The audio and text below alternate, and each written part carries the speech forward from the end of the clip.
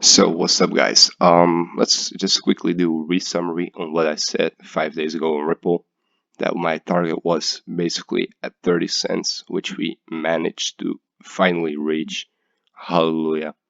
So what I'm looking for right now on Ripple is basically simple. As I said as well before, my target to be hit around 35, 37 cents. Once that hits, I might look if Ripple makes a retest. If it takes a retest back to these levels again, I will obviously look for a long position to place and hold as long as price action tells me. To say or to show shortly, to say better, that's what I'm looking for Ripple. We reach this point, we go all the way, and we explode basically. Now, of course, this is not exactly what will happen, but I think you get the point. We will. This is my point of view. Like, we hit this level here, make a retest, good price to go long, and then we just let price do its thing. I think it will easily break above 35, 37 cents to reach 50 cents, where I expect, or 48 cents, where I expect heavy resistance. But once this resistance can be broken, like, the sky is the limit for Ripple, for real. Like, Ripple can really fly up heavily if it manages to break above this level. As well, what I want you guys to notice is here in 2019, 2020, we made a left shoulder. Then in March 2020, we started to make the head. We fulfilled the head in August, July. And now we made the right shoulder, and we finally fulfilled the right shoulder. So obviously, in a logical perspective, this is bullish. Even a fucking 6-year-old can see this.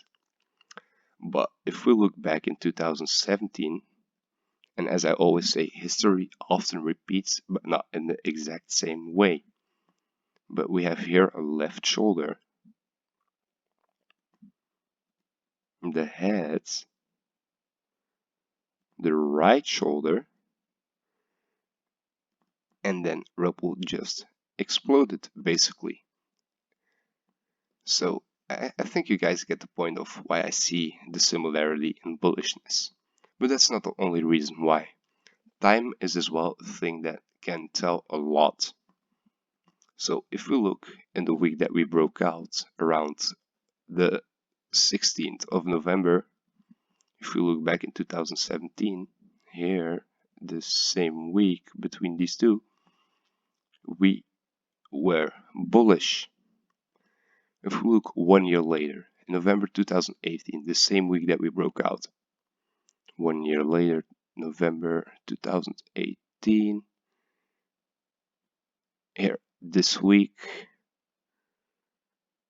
in between these 2 weeks, and what do you see? Price was bearish. 1 year later, 2019, November 2019.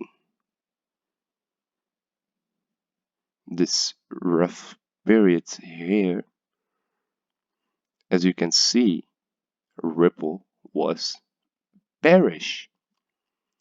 And if we go to the period that we broke out now, here, what can we see? Ripple is bullish. Very simple. I think this is not a coincidence. Like, as you know, guys, markets moves in cycles. It has a bullish cycle and it has a bearish cycle. So this was for Ripple the bullish cycle. This is a bearish cycle, which lasts for like 2 or 3 years. I don't know, like, such a boring time, but whatever. Nice opportunities to short, by the way. But like, this is not a coincidence. So that's why I'm pretty bullish on Ripple in December. We might expect a big breakout to come for Ripple soon. If it will happen, time will tell. If it doesn't, if it falls lower, cool, I will stack in more, because eventually Ripple will explode heavily. I'm 100% sure of that, basically. I'm a huge believer in Ripple as well. even though I troll with the memes. But I like Ripple, you know, I stacked Ripple heavily in. So if it flies, I'm very cozy with that. So that's basically my perspective on Ripple. Note that this isn't any like financial advice or say stack in Ripple or buy Ripple right now. No, that's all up to you. I don't give a shit about that. That's all up to you. I'm just saying my perspective about Ripple. If you want to buy in Ripple, cool, do it. If you don't want to buy in Ripple, cool, do it. Don't do it. Simple. So that's it, guys. I hope you liked the video and take care. Peace.